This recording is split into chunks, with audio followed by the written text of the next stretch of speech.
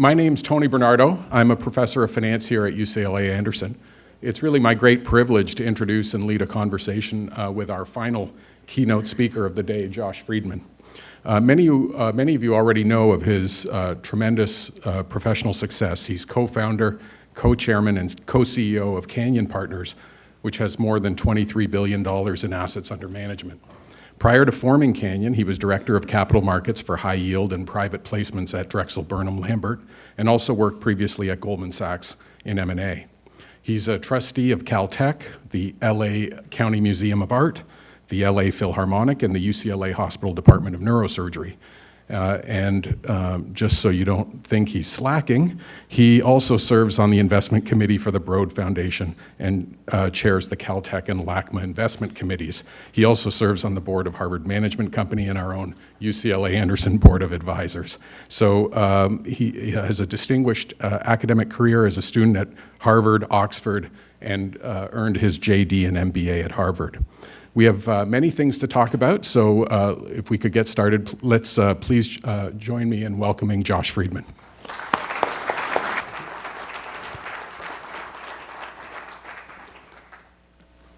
Thank you, Josh, for taking the time to be here today. Why don't you get us started by talking about your career in investment management and a little bit about Canyon Partners. It's a big topic, Tony. So I kind of found my way into this career by mistake. I was sort of a science geek in college. I was a physics major, and I thought I would end up running a tech company such as they were back in 1976 when I graduated from college in Boston. And there were all these electronics and signal processing companies and computer companies and the like out on Route 128. And that's really what I thought I'd do. I thought I'd go to business school and law school and then end up running a company or maybe starting a company. And from the time I was a kid, my dad had said, you have to have your own company, you have to have your own company. My dad had not gone to college. He was in World War II, and he was in a machine shop and then was a mechanical engineer, but without a college degree. But he always said, you have to have your own company. And so I kind of took that to heart, but on the way through law school and business school, I got recruited by Goldman Sachs, which seemed to be the job that everybody wanted, and I was a good student, so I figured, oh, I better try that for a while, and at least I'll learn something about how to buy a company. So I was in the merger department at Goldman for a couple of years, and then I got a knock on the door from Mike Milken at Drexel at the behest of my old law school and business school roommate, a guy named Mitch Julis. Mitch was a bankruptcy lawyer first. When we graduated, we were roommates and classmates in law school. And he didn't like practicing bankruptcy law very much, so he quit and he ended up working for Drexel buying bankrupt securities. And he had said to Mike, hey, if you need somebody doing whatever, you should call Josh. So I got recruited to Drexel. I became a partner in the high yield group. I was, at the time, I guess about 28 years old, and I was in capital markets. So it was completely different from M&A. I had absolutely no idea what I was doing, but nobody did. We were figuring it out and kind of making it up, because the great beauty of what Mike Milken created out here was a new capital market altogether, which was a trading market for non-investment grade debt. Prior to that time, the only debt that wasn't rated investment grade was debt that started investment grade and got downgraded. So there was no such thing as a leveraged buyout with non-investment grade debt. If you were a leveraged buyout, you either financed yourself with the banks or you went to insurance companies. So I did that for a few years, and then of course, and I think it was my father's voice in the back of my mind that caused me to leave an otherwise very good career at Goldman Sachs to go to Drexel, because I was right on the partnership track. I'd been hired by a guy who was slated to be running the firm. And as Mitch says, he totally screwed up my career. So, so he did that, and then I came out, and that was all great until Drexel blew up. You know, I remember coming into the office one day, and John Kissick, who was running the department, I don't know if he's ever spoken here, but John's fantastic. He said, well, we're having this liquidity issue, and liquidity, we didn't know what he was saying, but it did not sound good. and there's a guy named Joe Bensavenka, who was the head of research, who got up next. We had these meetings at 5 a.m. every day. And Joe says, the good news is we just sent out 3,600 invitations to the bond conference in April. He says, the bad news is I think we're having it at my house. And so by Monday, Drexel was gone. And so Mitch and I decided to start a firm. I had already been thinking about it for months, so we kind of knew who we wanted to have and what we wanted to do. The fact is that it was kind of a poor idea. We didn't have a good business plan, but we did know our way around the bond market. We met with George Soros and Stan Druckenmüller, who offered to give us a bunch of capital. He wanted us to pay to accept only half fees, and also give them the trading tickets every night so they could, see what we were doing. And I remember saying to Mr. Soros, what we want to do is we need capital to buy distressed debt. Can you explain what this hedge fund thing is that you have, this macro fund? And Stanley said, we buy super liquid instruments betting on global macroeconomic events, currencies, interest rates, exchange rates, things like that, commodities, very, very leveraged, but very liquid. And if they move a little bit against us, then we can sell them. And we try to have a little more insight than the next guy on these things. And we're very strict about our loss controls and so forth. And Mitch said, that's interesting. We buy relatively illiquid paper where there's a very bad market, and we don't use any leverage. We're betting on very micro events around a very complicated process. And if the price drops, we buy more of it. So why on earth are you interested in us? So anyway, I sat down with Mitch and I said, you shouldn't go work for Soros. We should start this thing. So then that was my chance to get revenge and screw up his career for a little while. And we started Canyon. And it took us a while to figure out what we were doing. And we did advisory business and we did investing business. We managed to get a few very brave and slightly foolish institutional accounts, one from a bank, one from an insurance company, one from a hedge fund of funds, to give us managed accounts to buy debt securities in the 1991 timeframe. And then we had a whole bunch of advisory accounts where we're advising companies that were in bankruptcy on how to restructure their balance sheets. And after a few years, we said, we got to get out of this advisory stuff, and we're really doing well on the investing side, so we raised a fund. So that was really the background. And then you dial it forward today. We manage actually about $25 billion right now. And we do it in various vehicles. We have the original core hedge funds that we started with back in the 90s. And then we also have some distressed funds, which are really more like private equity funds, where we draw down the capital, invest in distressed situations, and then work through them and then give the money back. It's for less liquid things, more concentrated. Then we have other credit-oriented funds. We have CLOs, collateralized loan obligation funds, that are just very leveraged bank debt vehicles. And then we have a real estate group that is really, really excellent, that's run by two of my partners, Robin Potts and Maria Stamolis, two women who have really done a great job at Canyon for over a decade each. And we've got a nice lending business and an investing business in real estate. So that's kind of the span of what we do. Great. So some of your clients are pension funds, endowments, sovereign wealth funds. And these investors have become a sort of a growing segment of long-term oriented or patient capital. And another thing that's been happening over the last decade or more is that these investors are moving away from traditional domestic credit to equities, alternatives like private equity and real estate. Can you talk a little bit about how these trends have changed the markets, the relevant markets that I mentioned?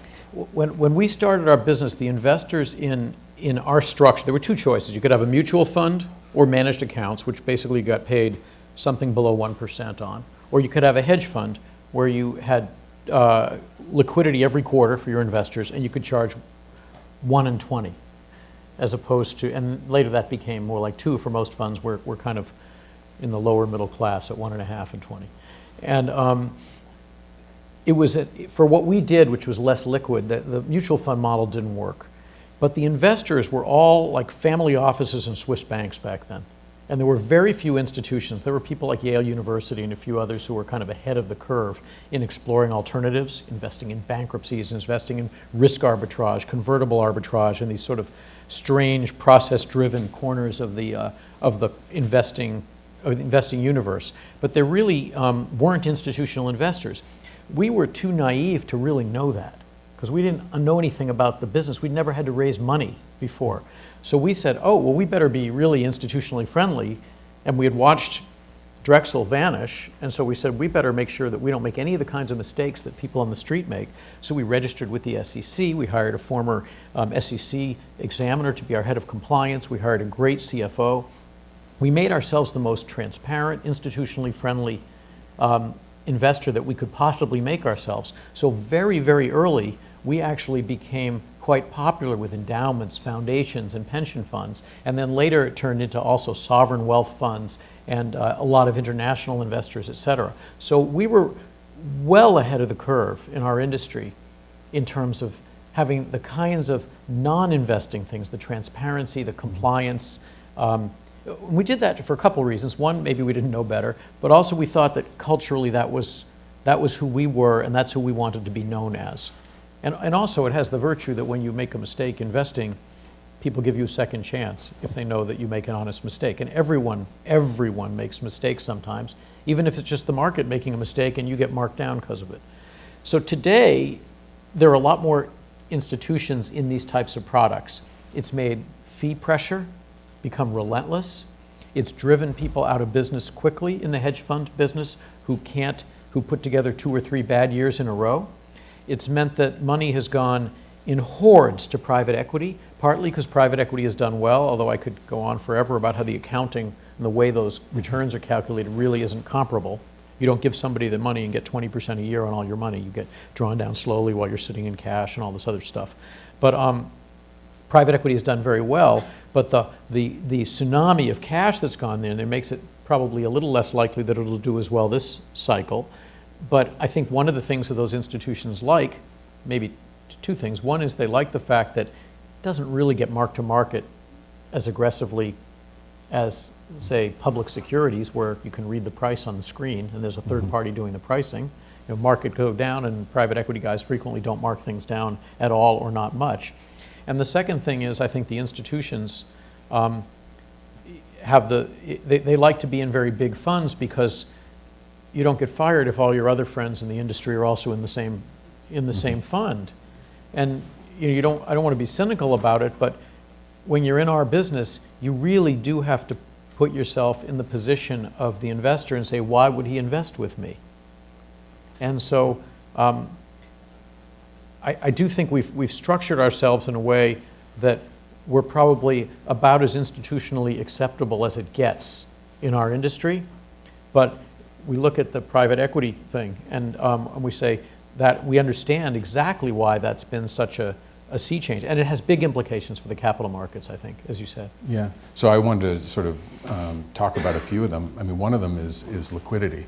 How do you see this affecting liquidity in various markets, credit markets, and some of the more sort of esoteric markets you described? And then also on private equity, or the related phenomena that we have these pools of inexpensive private capital and firms delaying the decision to become public companies, where we tend to think of the big advantage of being a public company is having this low cost of capital, and now we have this pool of capital that is very competitive. How do you see those? Well, the markets have changed tremendously during the period of my career, and maybe I'll start by going a little further back before going further forward. Even if you look at the debt markets, the concept of having a money market fund as opposed to having a bank account, that was a new thing when I was in college. So I was telling someone prior to this about how my partner Mitch and I, our first arbitrage trade we ever did was taking our student loans, which, by the way, you didn't have to pay your 7% interest rate on your student loans until about, I think it was a year after you graduated. That was the way it worked. We would take that money and we'd put it in the Fidelity money market account, which was a new thing.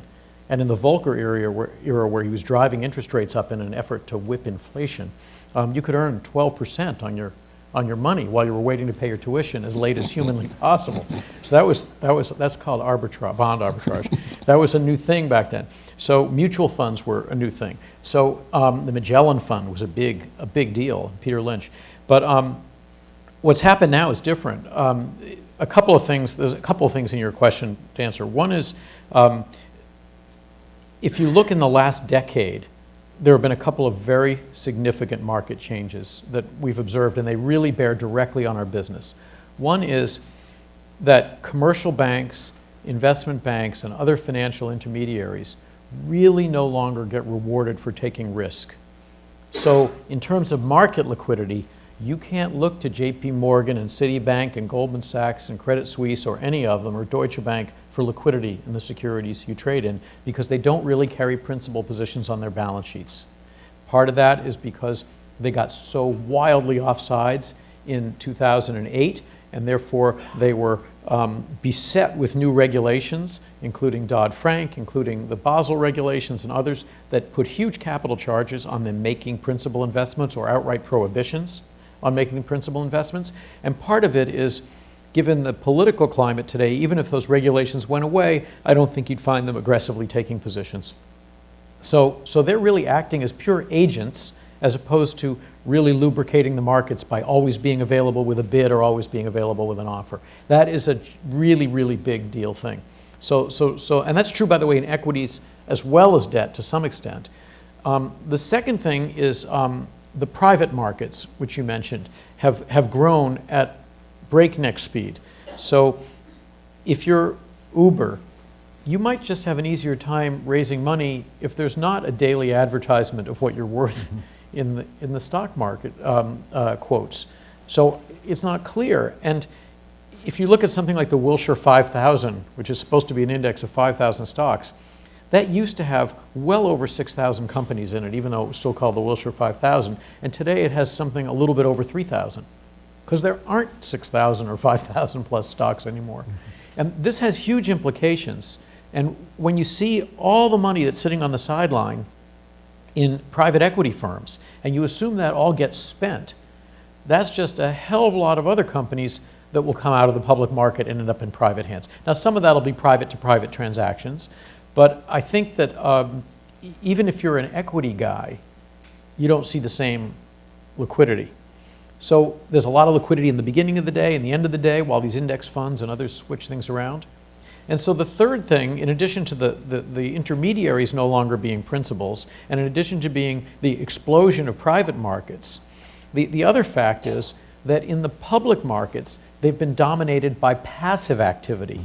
So stock picking, bond picking, these are no longer rewarded in the markets, because when you have a decade plus of every central banker pushing rates down, down, down to the points where they're basically zero or negative on sovereign debt in a big part of the world and pretty darn low even in the US, the securities that do well with that are ones whose prices are set against those interest rates. So if you're comfortable taking interest rate risk, and frankly people don't know what risks they're really taking, they put money in a bond mutual fund, rates go down, makes the bonds go up in price, and they go, wow, I was brilliant, I'll put more money in that fund. Then the fund has to go out and buy bonds, which bids the prices up because the market's not that liquid.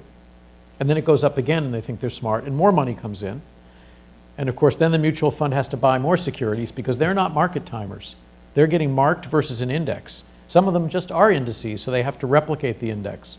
Or maybe you've got an algorithm because they can't buy this bond, so they've got an algorithm that says this bond's very similar, and they buy that. But all this automated trading produces this virtuous cycle of reward that goes with low-fee passive investing.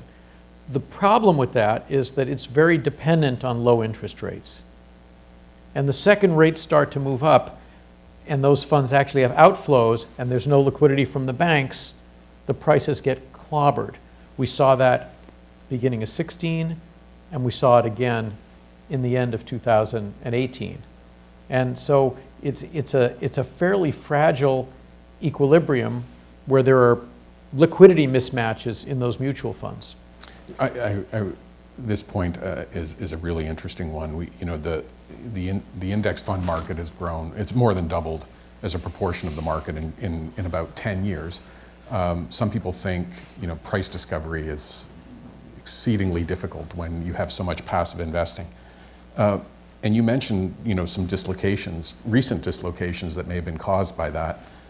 How do you tell the difference between this is a market that's repricing risk assets and an opportunity, an opportunity to do well for your clients? It's a really good question. It's an excellent question because you can't.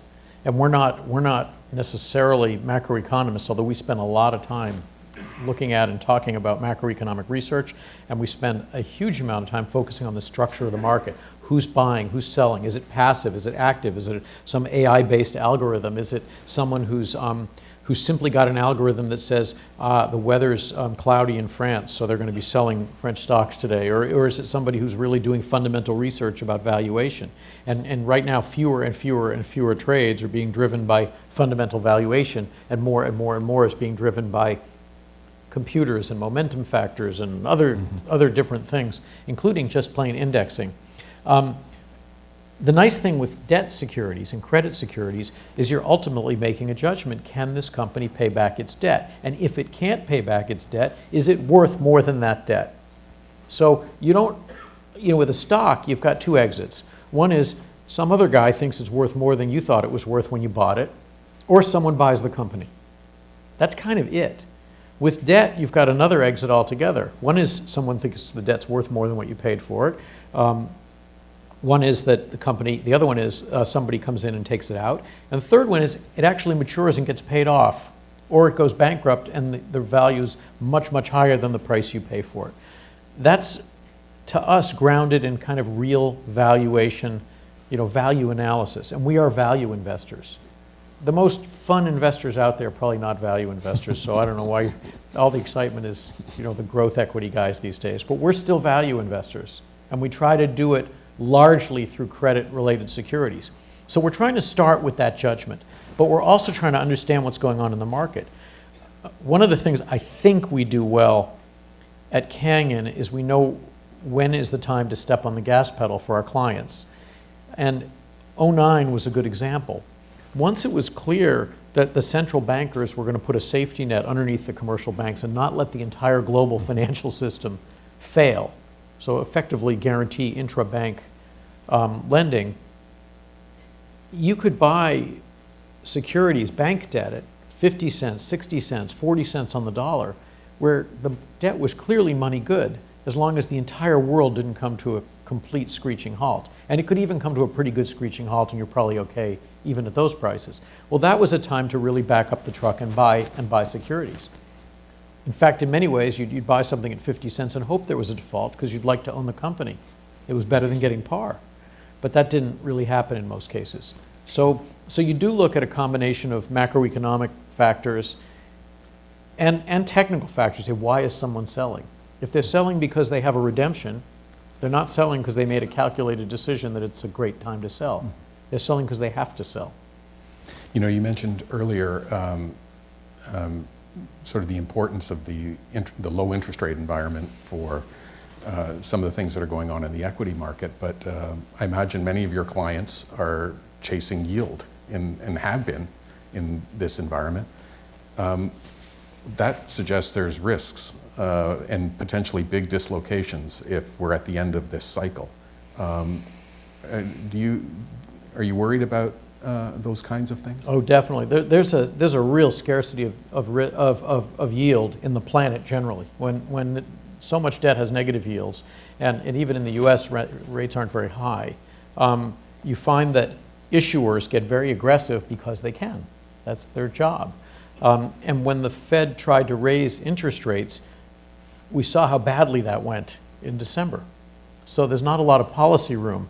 So you're struggling with relatively low interest rates, a lot of money that's flowed into these funds, and that's created risk. And it's done it in two ways. One is liquidity risk. So you have mutual funds that today own, call it 20% of the bank debt market. Now, if you try to sell bank debt, like I buy a bank loan at 80 cents from you, it takes weeks to close that deal. This is not like settling a trade with stocks. These pieces of bank debt have no business being in a mutual fund that offers daily liquidity. By the way, neither do the bonds and neither do half the stocks, because the liquidity is so terrible out there. So there's mismatches, and that creates risk. The other risk is just, as you were maybe alluding to, was credit risk. In late cycle points in the market like this, where there are too many people looking for yield, you find law firms pitching business to private equity firms and saying, we can get away with having even fewer financial covenants. So there are no covenants in 80% of the bank debt. The covenants that are in bonds are weak. sponsors are no longer ashamed to behave in really super aggressive ways, like undervalue the intellectual property of the brand name and dividend it out from under the bondholders through some dividend basket. So things like that happen. The aggressiveness makes it so that the debt securities don't have the normal protections that you'd expect. So you just have to be much, much more discriminating.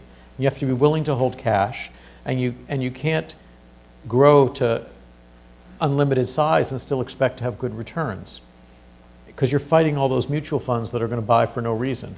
The other side of it, so you have issuers being aggressive, underwriters being aggressive, purchasers who need yield being tolerant of this, and then you get to the worst part of it, which is when creditors start attacking each other. There was a panel that one of our partners sent me a screenshot from the other day, and the title of the panel was "Creditor on Creditor Violence. It's a Thing." And they were talking about some of the, it's a little like when there are a bunch of hyenas around a carcass, but there's just not that much meat there, and the hyenas start acting really badly toward each other, and they're not sharing well. And creditors don't share well. So you get these things where a guy will advance a loan to a company at a below market interest rate, but part of the provisions for making this below market rate on this lousy credit is that the issuer agrees to default just for a moment on a piece of debt, which triggers the credit default swaps, which of course that same guy owns lots of. So he's making money on the other side. And this is, it's pretty abominable behavior in my view. And I've probably been one of the more outspoken people saying, look, if that's what it takes to make money in this market, we're just not going to make money then. We'd rather not play the game than engage in those kinds of behaviors. So that's all good, but we still have to be cynics every time we own anything and assume that everybody else is going to play that way, because it's a rough neighborhood when there's not enough food to go around. The market's been on the U.S. equity market in particular has been on a great run in the last decade or so. You're a value investor. You mentioned value recently. It's been a tried and true strategy for a long time. It's done very, very well. Hasn't been a great strategy recently. Is that where you see the opportunities in the market or elsewhere? There are lots of markets with great opportunity that we don't invest in. So we don't have a monopoly on ways to make money in the world. I have a son who works at a terrific venture capital firm, and they seem to find all sorts of really interesting things to do with their capital that don't have much to do with what we do, and that's fine. There are people making markets in sovereign emerging markets debt and direct lending, micro lending in emerging companies and other things. So we don't have a monopoly on ways to make money, but value investing is always a good strategy, because eventually you will be right. You will be right because the private equity guys who have boundless sums of unused capital will buy those companies because they can sustain high interest payments or a lot of leverage, and therefore you get a high rate of return on the equity. Or you'll be right because some M&A company will say, it's really anti-dilutive to buy this company. Or you'll be right because the cash will just show up, because you're buying cash ultimately. So you have to be super cautious that you're not buying companies that are going to be disintermediated by other technologies. I mean, example, we owned a lot of the distress the last decade has been in bad companies with bad balance sheets. So we've tried to avoid a lot of that.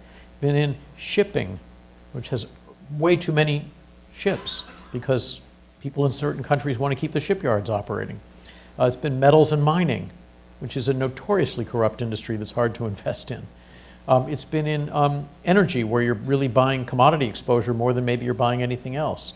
It's been in retailing, and it's hard to imagine an industry getting more devoured by new technology than retailing, and that then goes into REITs and other things. So it's hard to buy distressed situations if the size of the pie is shrinking and you're saying, I'm buying some buggy whip business. So I understand Canyon has increased its exposure to commercial real estate in particular. Last year, Janet Yellen, the Fed chair at the time, said she thought commercial real estate prices were excessively high, and the current Fed Chair, Jerome Powell, shared her concern publicly not too long ago. Do you see excesses or potential problems in the commercial real estate market? Yeah, so first let me mention where we're exposed and not exposed. We have a significant effort at lending money for construction-related real estate projects that are fully entitled and have a maximum price contract. Because most people who have gotten the project entitled, if they're not a very, very large borrower, have trouble getting banks to make those loans today because that same regulatory oversight, conservatism, or whatever that governs banks today. You can't get a bank loan for construction above a certain amount of loan to value unless you have a monster balance sheet. So for many, many developers who have gotten things entitled over the last decade, they don't have a lot of choices other than to put in 70% equity or maybe come to someone like us. So that's a local, fragmented, very high yielding, excellent business. Maybe we're 65% loan to value. So we've done that. On the investing side, we're very cautious and we're only looking at very high value added projects, usually build to core as opposed to buy core. So we absolutely share that concern. In a rising interest rate environment where multiples can drop, that's a real concern. And we were worried about that for almost every security last year, including commercial real estate, but that's one of the areas.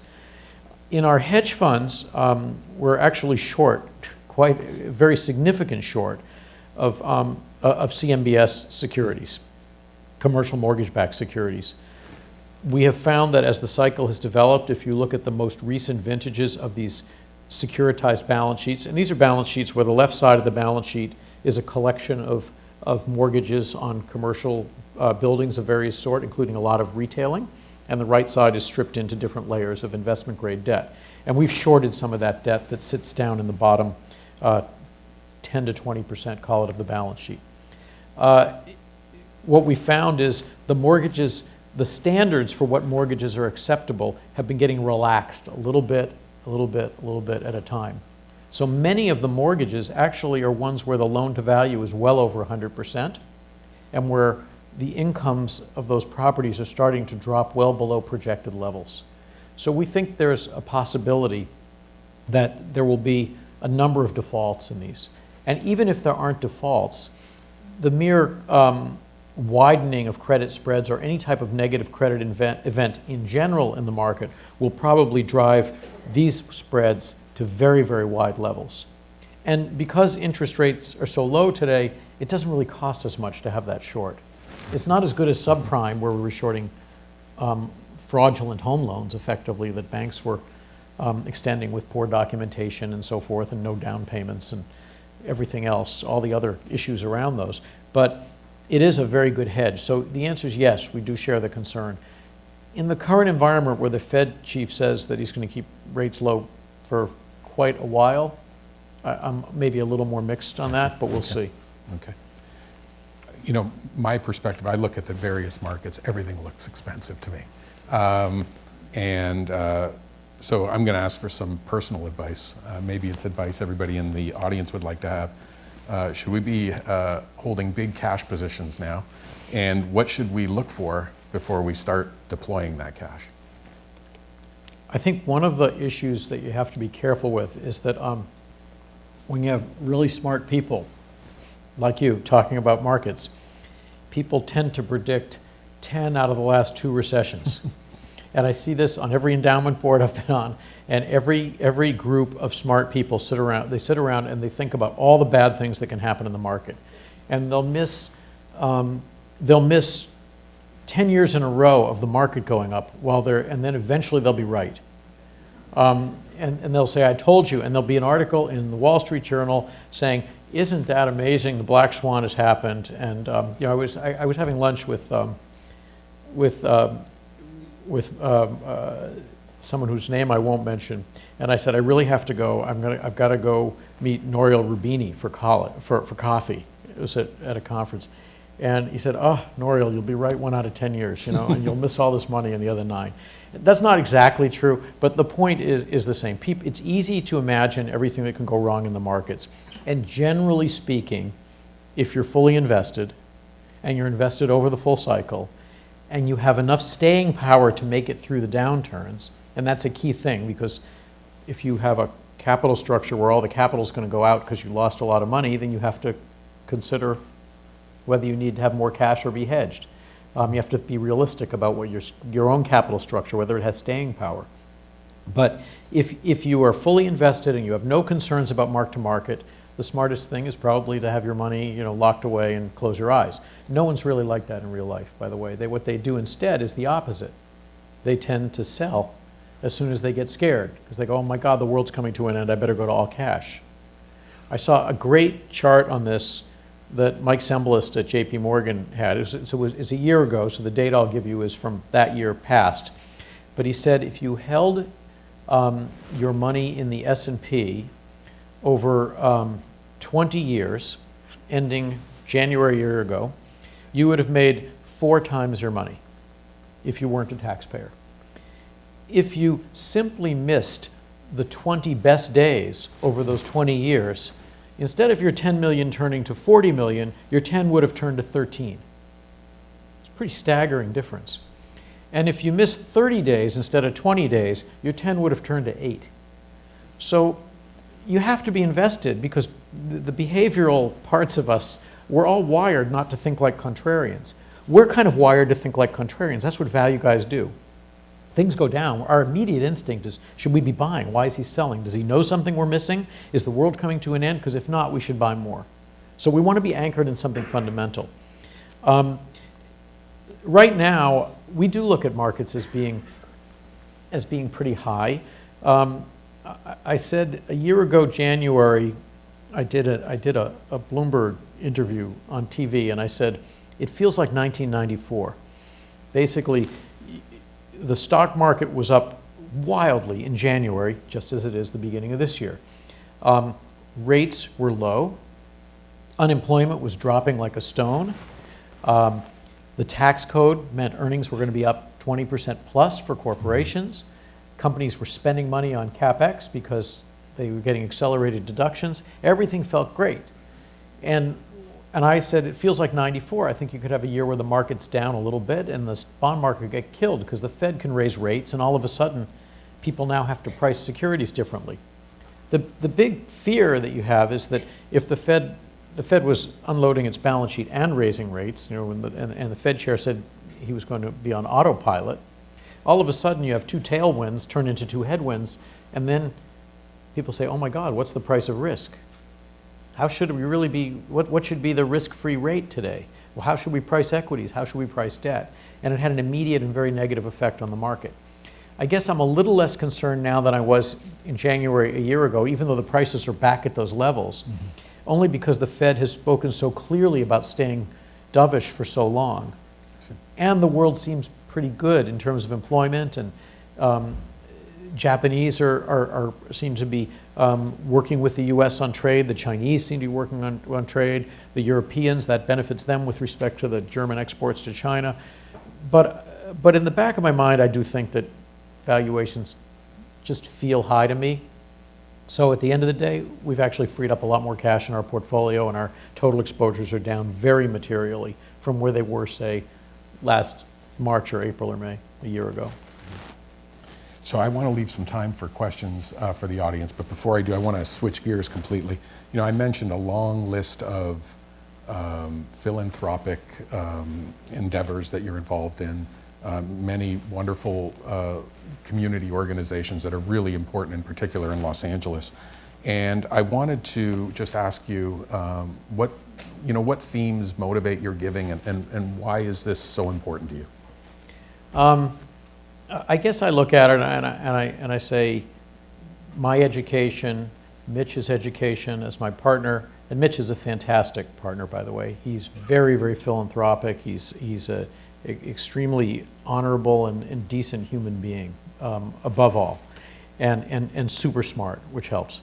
But I think he and I kind of reinforce each other on certain things. And we both, I think, have felt that we got our education and we got our start and we have our success by virtue of a few things. One of them is, of course, our parents, who were a great, great role model.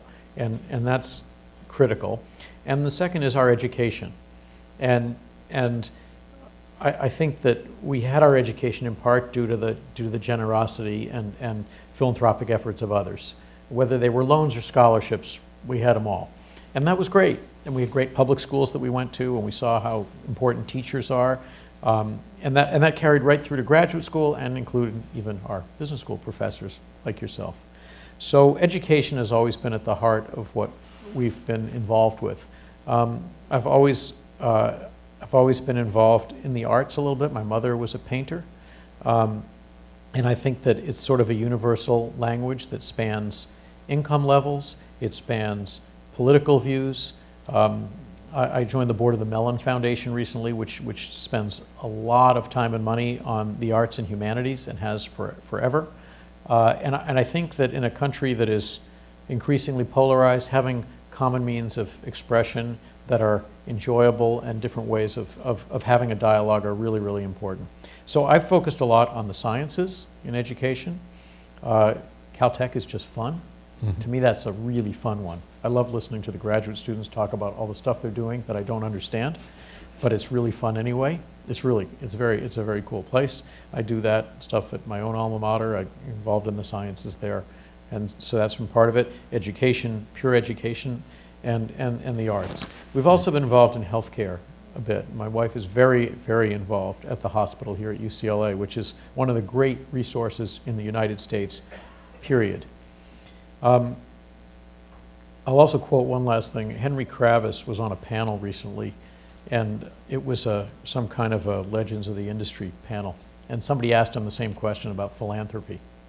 And he said, you know, when you're young, the first thing you do is you give a lot of money to schools. Because, you know, you got your kids, and, you know. He says, then you get a little older, you give a lot of money to hospitals. And then he said, when you get old like me, people start giving money to the church. So. Well, thank you so much. We have some time for questions. There's microphones in the aisleway there, so if anyone would like to ask questions of Josh, this would be the time to do it.